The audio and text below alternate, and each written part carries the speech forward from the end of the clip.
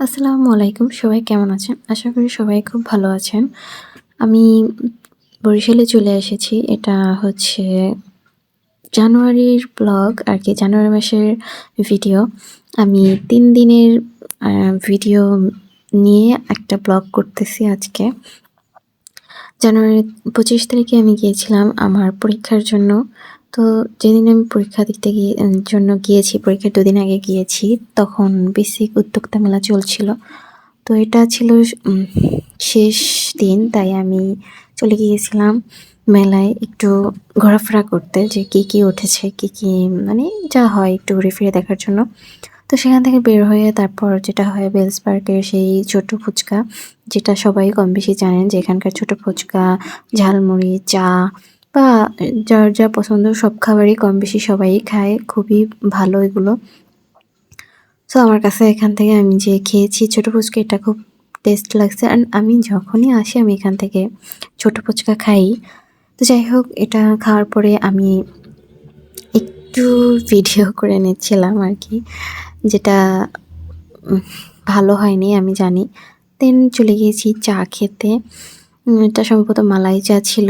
আমি এটা first time try করছি এখানকার এই চাটা। বাট আমার কাছে আহামরি খুব একটা লাগেনি। মানে মনে হয়েছে এমনি নরমাল চায়ের মতোই, দুধ চায়ের মতোই লাগছে আমার কাছে। আর এই যে হচ্ছে এটা 2nd ডে, আমি মাংস রান্না করতেছিলাম। এটা হচ্ছে ব্যাচেলর লাইফ এর আমার ফার্স্ট টাইম রান্না। মানে আমি এর আগে কখনো ব্যাচেলর থাকিনি।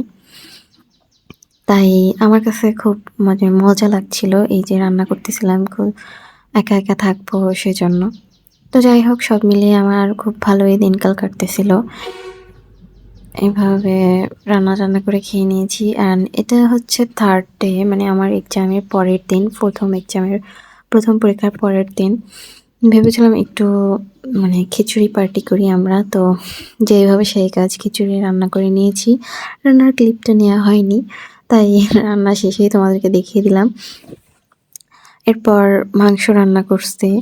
আ আজকে গেস্ট ছিল একজন। আমার রুমমেটের একটা কাজিন আসছিল। ওকে দাওয়াত দেওয়া হয়েছিল, তাই ও আসছিল।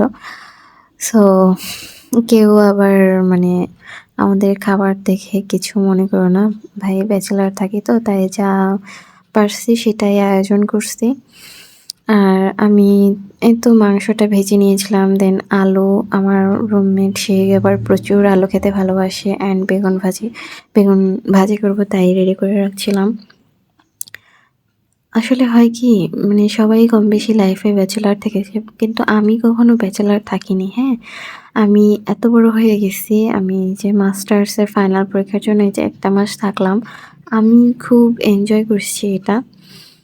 আর হয়তো অনেকেই বলবে যে এটা আহামরি কি, বাট আমার কাছে আসলেই আহামরি অনেক কিছু। কারণ আমি একটা কনজারভেটিভ ফ্যামিলির মেয়ে।